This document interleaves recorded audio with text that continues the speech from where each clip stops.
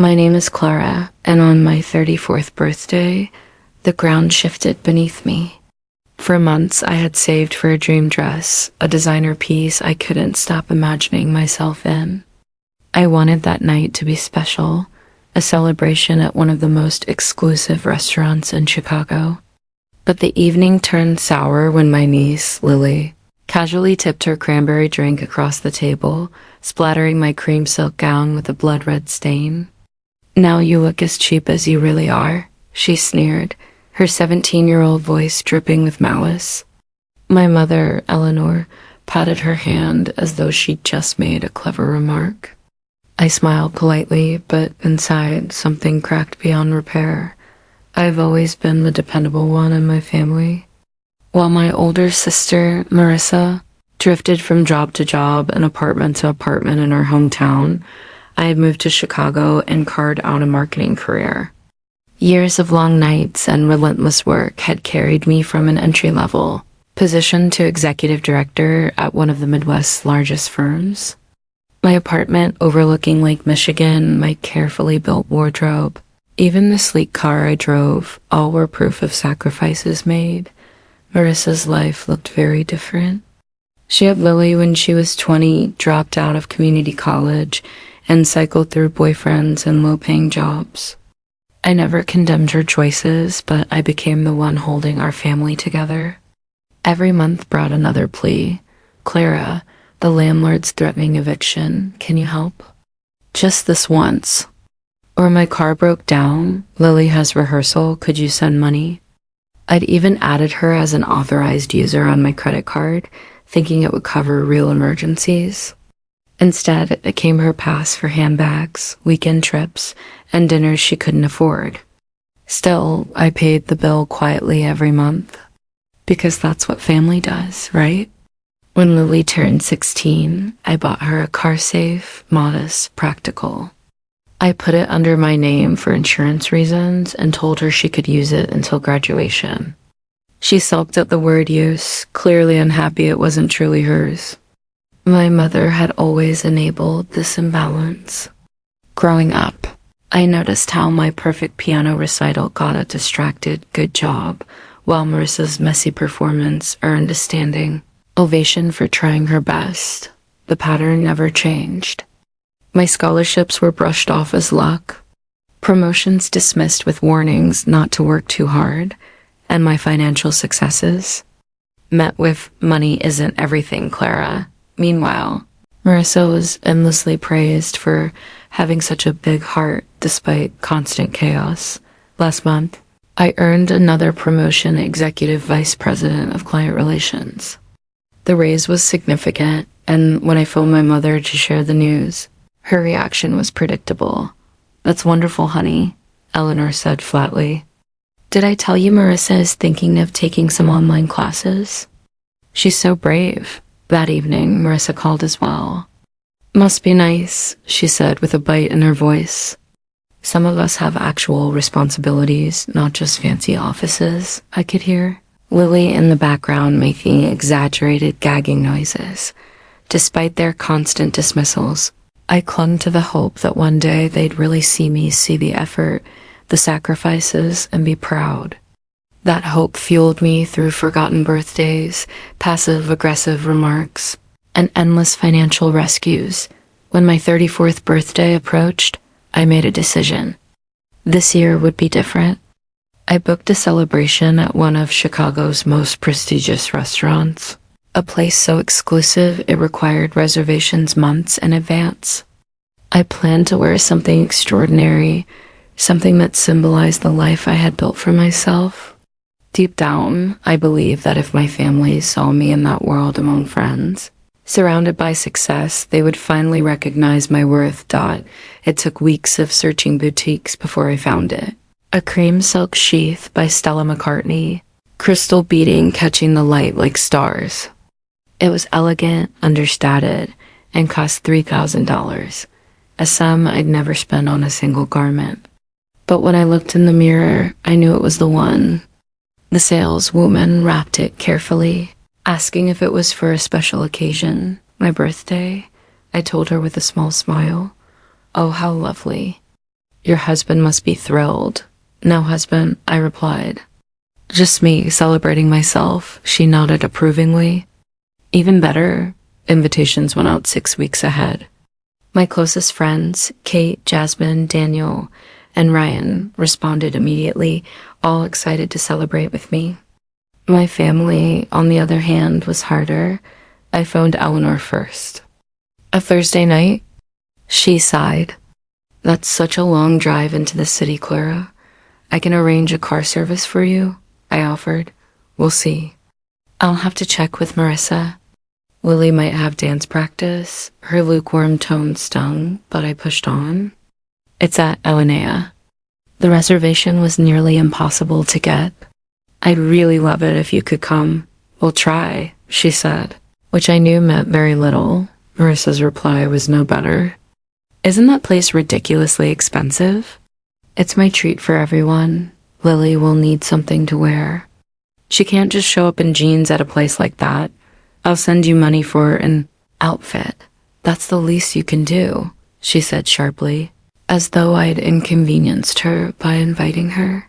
The morning of my birthday, I woke early and treated myself to a full day of pampering. By 6 o'clock, I was ready, hair soft, makeup perfect, the dress fitting like it was made for me. For once, I let myself believe tonight would be different. The restaurant greeted me like royalty.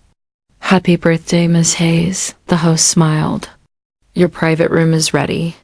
Champagne is chilling, just as you requested. By 6:30, my friends had arrived, gifts in hand, their hugs warm and genuine. Kate whispered, Clara, you look stunning. I felt it too confident, poised, finally worthy of celebration. But as the minutes slipped by, my family was nowhere to be seen. At 7:15, the first course was served, and still no sign. My phone sat face up beside me, screen blank. Should we wait? Jasmine asked gently. I forced a smile. No, let's start. They'll come when they come. It was nearly 7:45 when Eleanor, Marissa, and Lily finally walked in. My mother wore the same dress she had worn to every semi-formal occasion since I could remember. Marissa looked irritated, dragging Lily behind her. My niece was glued to her phone, dressed in a crop top and miniskirt that couldn't have been more out of place in such an elegant venue. Traffic was awful, Eleanor said without a trace of apology. The staff swiftly set places for them, but the mood shifted. My friends tried to bridge the gap with polite conversation. So, Lily, Daniel said kindly, Clara tells us you're quite the dancer. Lily shrugged without looking up. She's extremely talented. Eleanor interjected proudly. Her teacher says she could go professional, Marissa added, if only she had access to a better studio. The one in town is so basic. I recognized the opening, the subtle hint for me to step in. If Lily's serious about dance, I'd be happy to look into some summer intensives here in Chicago. They have excellent programs. Marissa cut me off, her voice sharp. Not all of us live in luxury high-rises, Clara. Some of us have to make do. The table went quiet. Ryan raised an eyebrow at me, but I shook my head. Not here. Not now. As the evening went on, the divide between my friends and my family became undeniable. My friends celebrated me with warmth and sincerity. My family sat stiffly, contributing little beyond occasional barbs. When the toast began, Kate spoke first. To Clara, who has been my rock for 15 years, your kindness and determination inspire me every day, followed with heartfelt words that brought tears to my eyes. Then it was my family's turn. Happy birthday, sweetheart. 34 already. Time flies, Eleanor said flatly. Marissa raised her glass half-heartedly. To my little sister, always chasing the stars while the rest of us stay grounded. Lily didn't even look up from her phone. The gifts were no better. My friends had chosen thoughtful, personal presents, an embossed leather portfolio, a spa getaway, all wrapped in love. Marissa handed me a clearance bin candle with the price tag still attached. tucked in a gas station greeting card. "Thank you," I said softly. "Not all of us can afford fancy gifts," she snapped. "Some of us have real expenses." Dessert arrived, a breathtaking creation of chocolate and edible flowers, sparkling with gold lettering and a tiny flame. For the first time all night, I allowed myself a flicker of pride. This was my life, one I had built from nothing, but Lily's eyes had darkened, her expression calculating. I caught her whispering to Marissa, who smirked and leaned in closer. Even Eleanor joined their little huddle. My stomach tightened. "Everything okay?" I asked lightly. "Just fine," Eleanor replied. Lily was saying how fancy everything is. I turned to my niece with a small smile. "I'm glad you came, Lily. I know weeknights can be tough with your schedule." She finally looked me in the eye. "Yeah, whatever. Must be nice to waste money like this when people are starving." "Lily," Marissa said in mock reproach, though there was no real discipline in her tone. "Be nice, it's your aunt's birthday." Daniel tried to lighten the mood. "So, Lily, Clara mentioned you'll be looking at colleges soon. Any idea what you'd like to study?" Lily rolled her eyes. "Not everyone gets to go to college. Some of us actually have to work." I took a careful breath. "I've been saving for your education." "Lily, there are some excellent dance programs that offer scholarships too." The table froze. Marissa's head snapped toward me. "What do you mean you've been saving? A college fund?" I nodded. "I started it when you were born.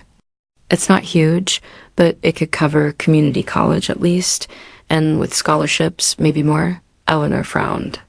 "You?"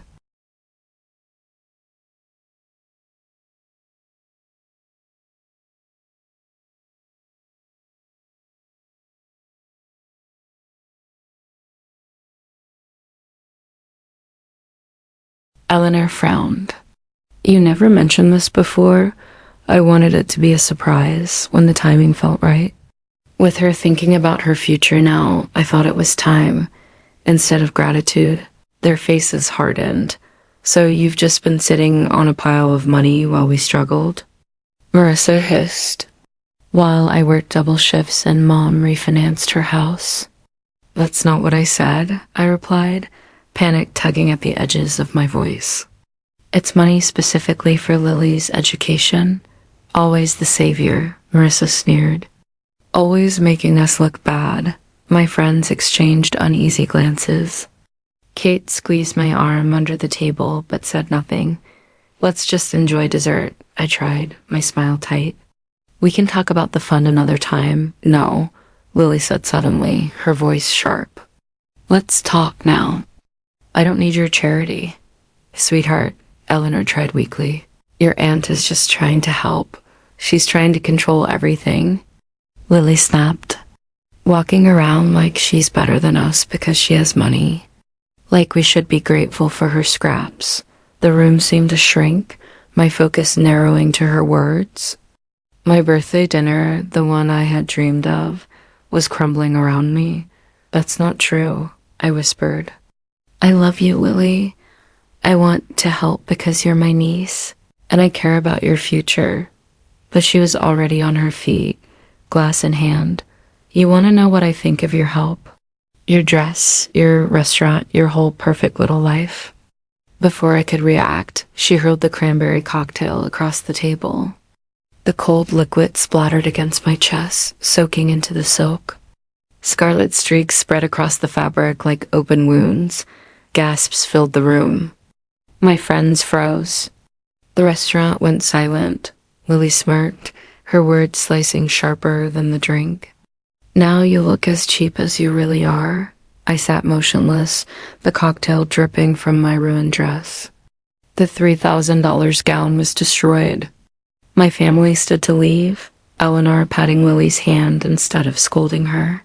This was too much. "Clara," my mother said coolly. "Teenagers act out when they feel uncomfortable. We told you this place was too fancy," Marissa added, already grabbing her purse. "You should have kept it simple if you wanted us here." As they walked out, Leaving me stained and humiliated, I forced my voice steady. "Thank you for coming." I sat frozen, liquid dripping from the wreckage of my dress, the entire restaurant watching. My friends closed ranks around me. Kate slid into the seat beside me, wrapping an arm around my shoulders. "Clara, that was beyond cruel." "I'm so sorry." Jasmine was already speaking with the waiter, arranging to have the bill settled and the remaining desserts packed up. Daniel and Ryan stood close, protective, their faces set with quiet outrage. We left the restaurant together, my dress ruined, my pride in tatters. In the privacy of my apartment, I finally let the tears fall. The gown was beyond saving. The evening destroyed, but worse than that was the truth laid bare. The fantasy I had clung to for years, that my family might one day appreciate me, was shattered. My friends offered comfort, but after they left, silence pressed in. Alone in my living room, still wearing the crimson-stained silk, I picked up my phone and scrolled through years of financial transactions. Tens of thousands of dollars had flowed from my accounts to Marissa and Lily. Rent payments, car insurance, shopping charges, spa days, things I had justified as help. On instinct, I opened social media. My stomach dropped. Lily had already posted a blurry photo of me at the restaurant, dress stained, eyes wide with shock.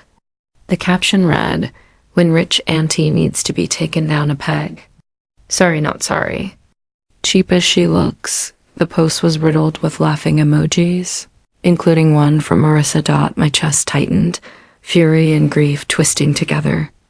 All those years supporting them, excusing them, longing for their pride, and they repaid me with public mockery.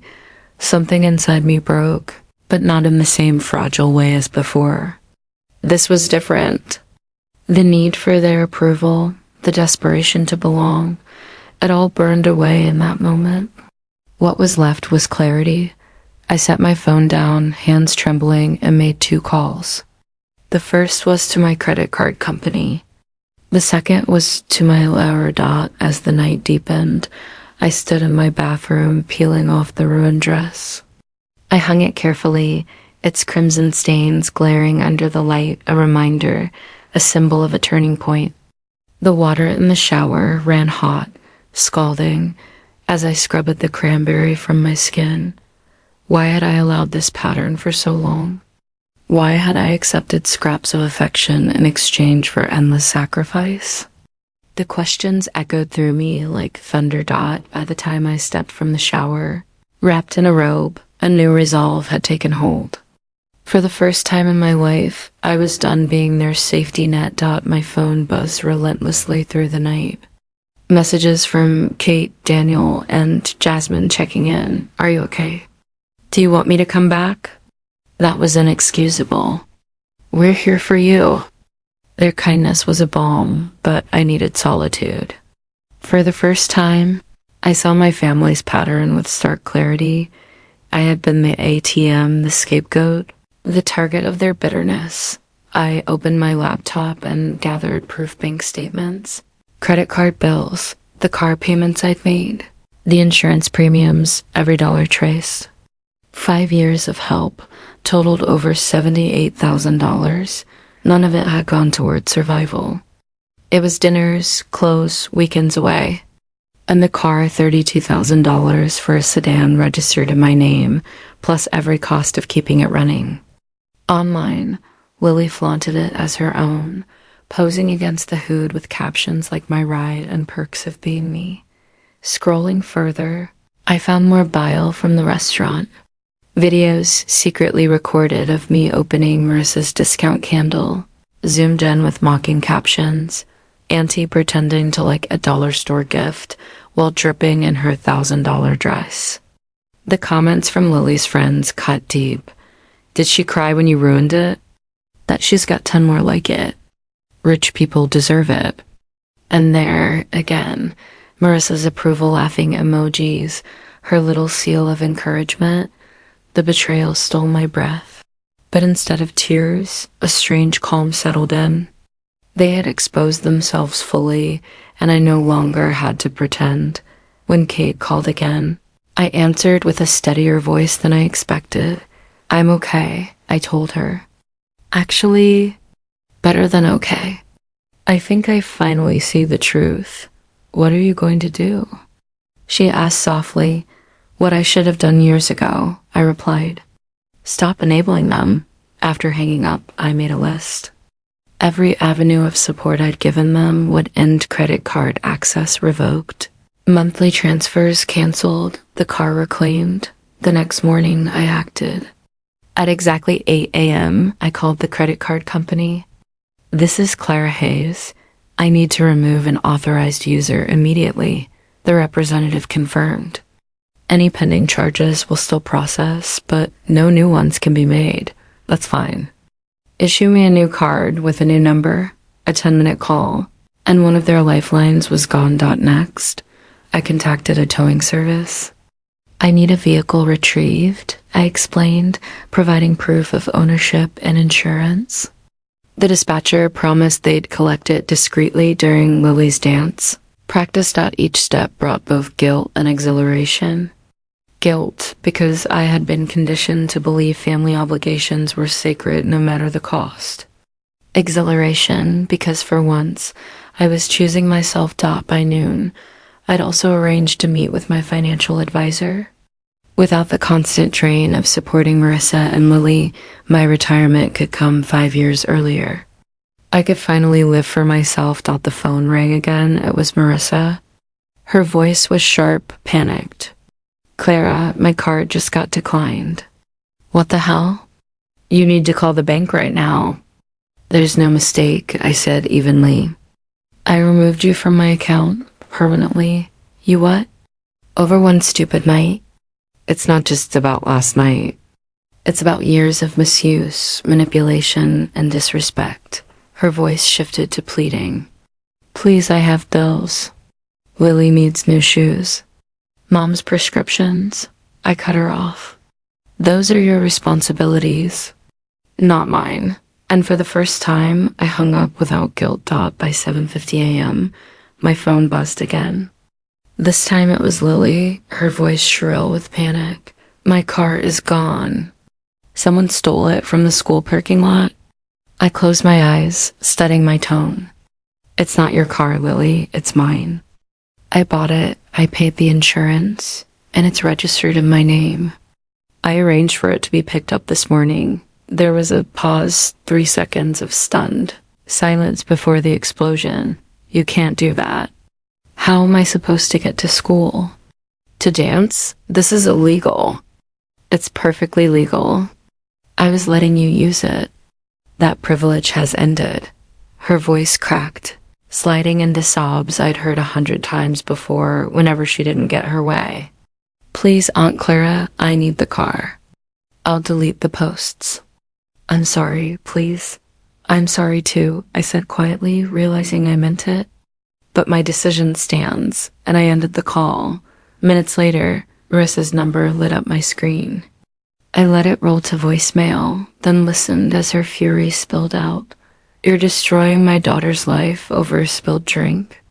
Over one mistake? You've gone insane, Clara. You've always been selfish. But this takes it to a new level." Then Eleanor called, her tone a blend of scolding and guilt, the one she'd perfected over decades. "Clara, what's this nonsense about you taking Lily's car and canceling your sister's card? Over a little outburst at dinner? Families don't punish each other for small things." I almost laughed at the absurdity. "A little outburst?" She publicly humiliated me, ruined a $3,000 dress, and posted mocking videos online, videos you both liked and encouraged. "That isn't small. She's just a child," Eleanor pressed.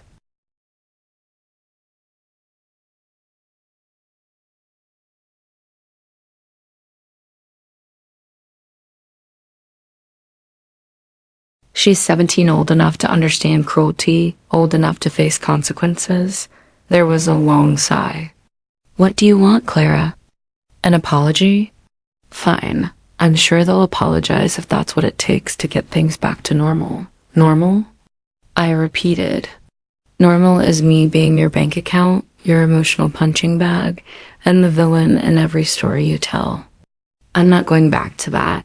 Before she could answer, I cut in. I'll see all of you here at 3 o'clock this afternoon. We have much to discuss, and I hung up. Then I gathered everything: bank statements, card charges, car documents, and screenshots of every cruel post. I laid them out neatly on my dining table. Evidence of years of exploitation. The towing company called before noon. We secured the vehicle, ma'am. A young lady tried to block us, but once we showed her the paperwork, she had no choice. The car will be delivered to your garage shortly. Thank you, I said, a wave of relief washing over me. And thank you for handling it professionally. As the keys changed hands, so did something inside me. The fear that had chained me to my family's approval was gone. For the first time, I wasn't afraid of their anger. By mid-afternoon, I was ready. My apartment was spotless, the dining table arranged with folders and printouts, bank statements, credit card charges, insurance papers, screenshots of Lily's posts. Coffee and water were set out, but nothing more. This wasn't a social visit. At exactly 2:55, security buzzed from the lobby. Ms. Hayes, there are 3 visitors for you, Marissa, Lily, and Eleanor. Shall I sum them up? Yes, I replied, my voice calm but firm. The knock came moments later, sharp and angry. I opened the door to find them exactly as I expected. Marissa, red-faced and bristling with rage.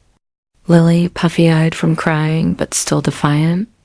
Eleanor, wearing her familiar mask of martyred disappointment. Come in, I said, stepping aside. We have a lot to talk about. They stormed in like invaders. Marissa led the charge. How dare you strand my daughter at school? How dare you cancel my card without warning? The car is legally mine, I replied evenly. And the card was mine too. I gave you access, not ownership. There's a difference. Clara, honey, Eleanor tried, sliding into her peacemaker role. I know you're upset about your birthday dinner, but this is extreme. Overreaction doesn't solve anything. Sit down, I said, pulling out a chair for myself. All of you, I want to show you something. Reluctantly, they sat. Lily slumped low, arms crossed. Marissa's glare could have cut glass. Eleanor pressed her lips together as though bracing for a storm. These are my bank records for the past 5 years. I began, sliding the first folder across the table. Transfers to Marissa's account, $47,632. Marissa's eyes flicked down, then away. She said nothing. These are the credit card statements. I pushed forward another stack. Over $3,000 in charges for restaurants, concert tickets, designer clothes, and spa treatments. Non-emergencies luxuries. Eleanor cleared her throat. Family helps family, Clara. You've been blessed with success. No, I cut in. I worked for it. 60-hour weeks. Missed holidays. Every promotion earned, not given. I tapped the next document. Here's the purchase agreement for the car Lily's been using.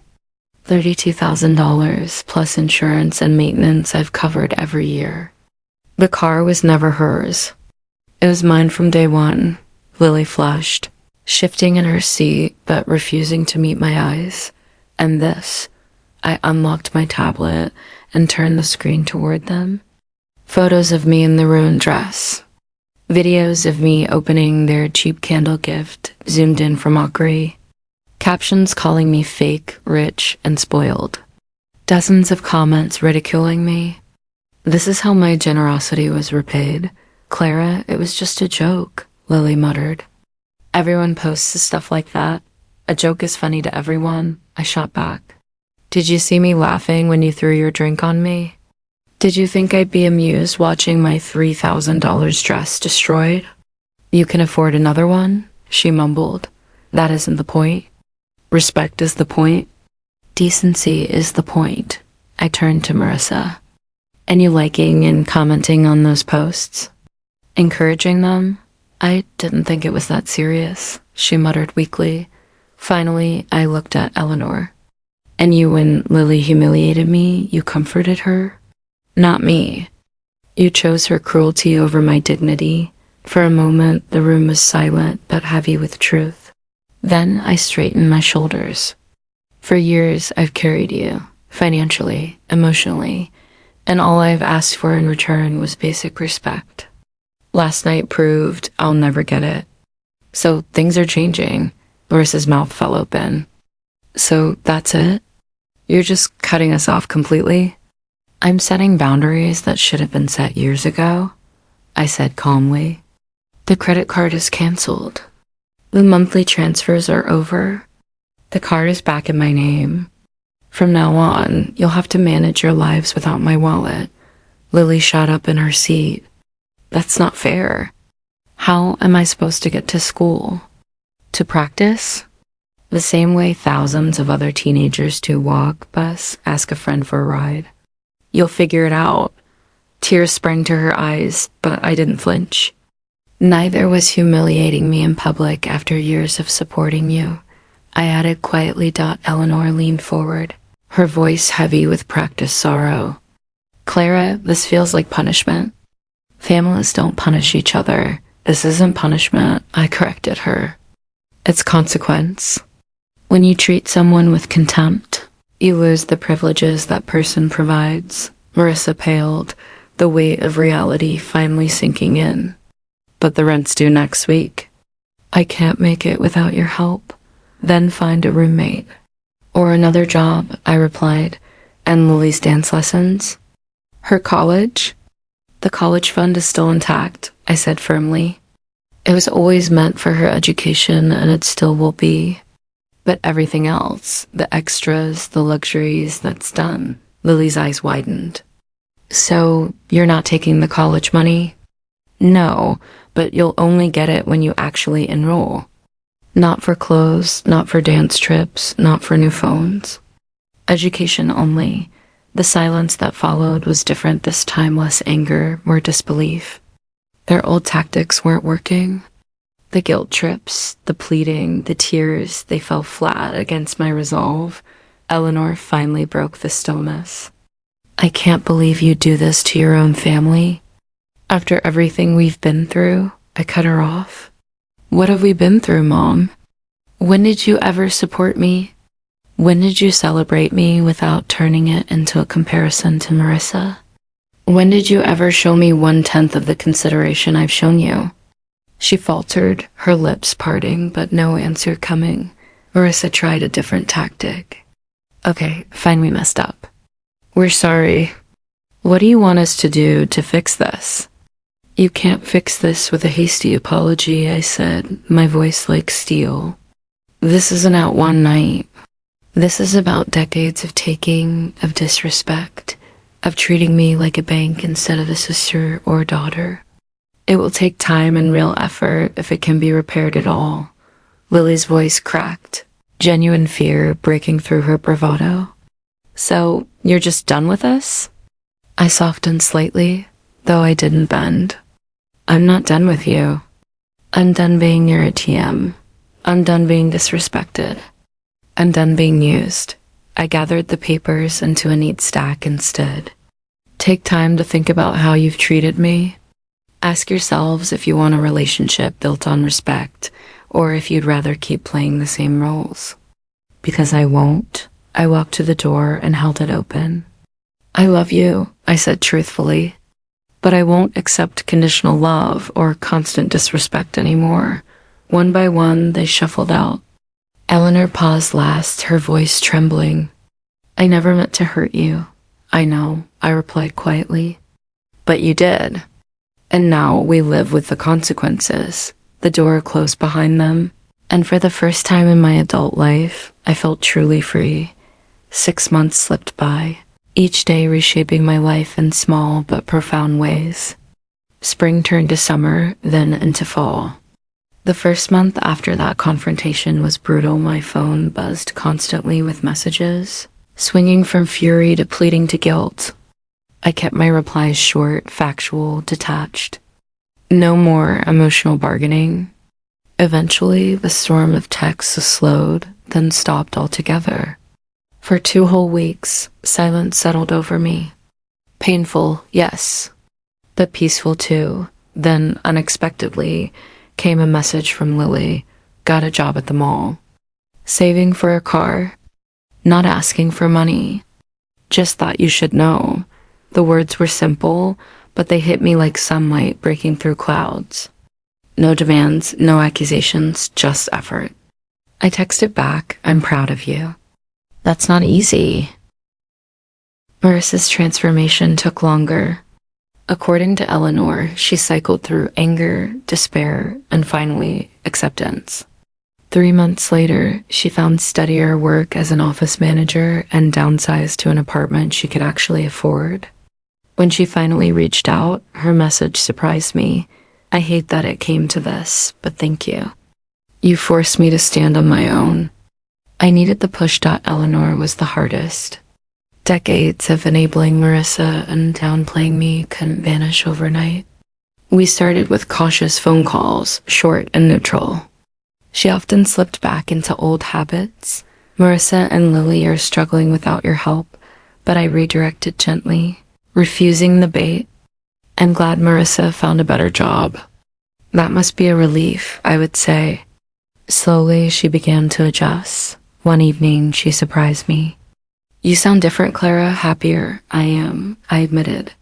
Setting boundaries was the best thing I've ever done for myself. A pause, then her soft reply, I can see that now. I wish I'd seen you more clearly before.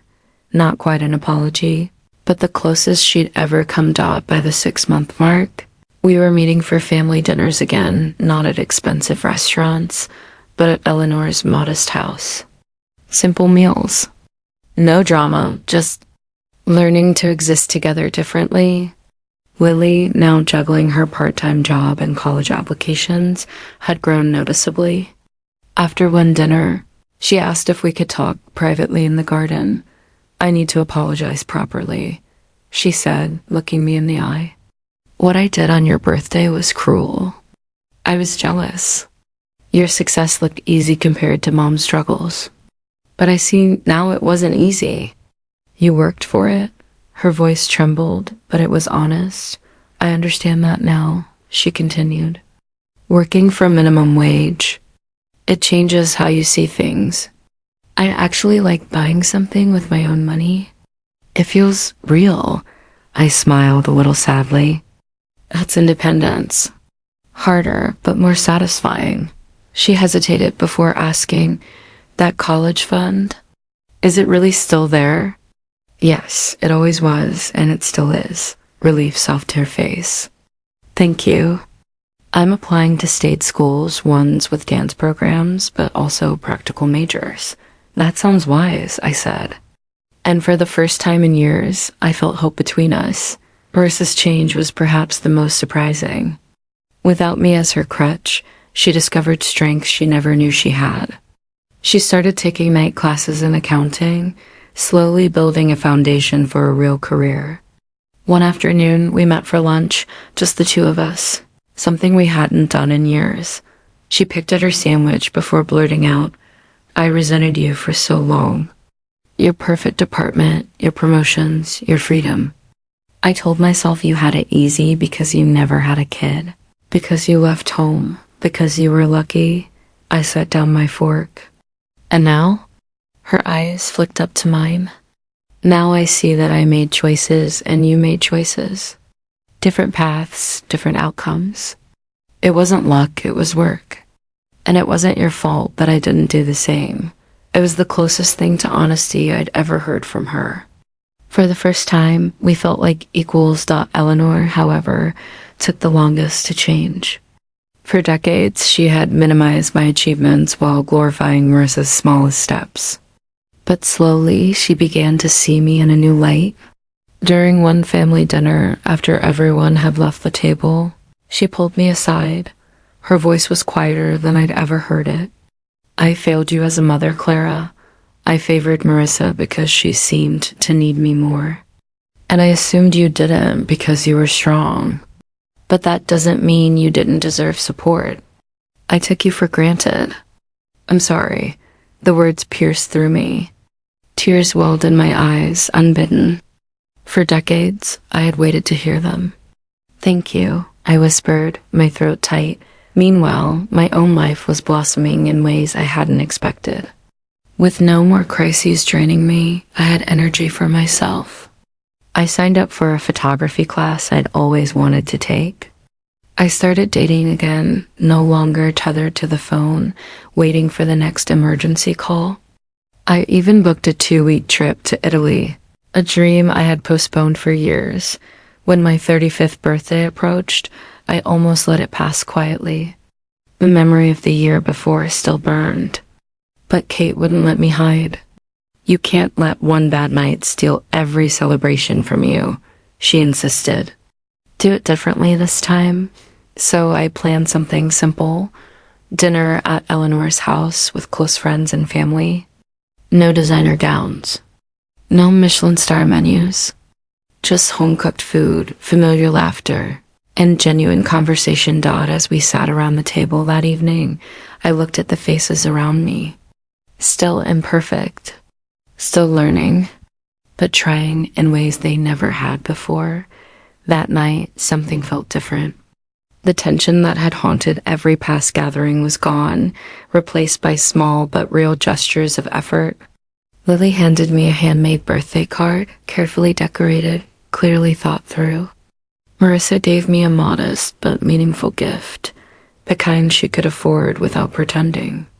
Eleanor had cooked all my favorite childhood dishes, her way of trying to show love without strings attached. When it came time for toasts, my mother surprised me by standing first. Glass in hand, her voice trembled but held steady. To my daughter Clara, who had the courage to show us a better way to be family. You loved us enough to stop enabling our worst habits, even when it hurt. I'm proud of the woman you've become, and I'm grateful to truly know you now. The clinking of glasses rang softer, more genuine than any toast I'd ever received from them before.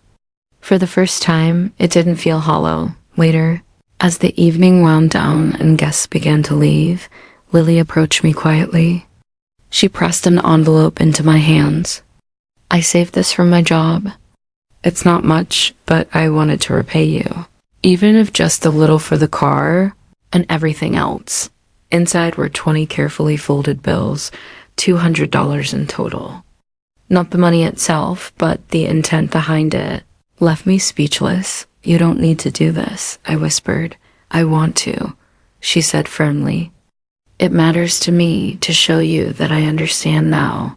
I hugged her, feeling the first true spark of change between us. Driving home that night, the city lights flickering past, I thought about the year that had passed. The pain, the betrayal, the confrontation that had felt like the end of everything. But I realized it had been a beginning. Sometimes the greatest act of love is saying no. Sometimes the hardest boundaries are the ones that save us. And sometimes family has to break before it can rebuild stronger. My relationships with Marissa, with Lily, with Eleanor, they were still healing, still fragile. There would be missteps, old habits resurfacing. But there was also hope and effort, and for the first time, mutual respect. The truth settled deep in my bones. By standing firm in my worth, I hadn't just freed myself. I'd given them the chance to rise to their best selves too, and I had given myself permission to be valued, respected, and finally truly loved.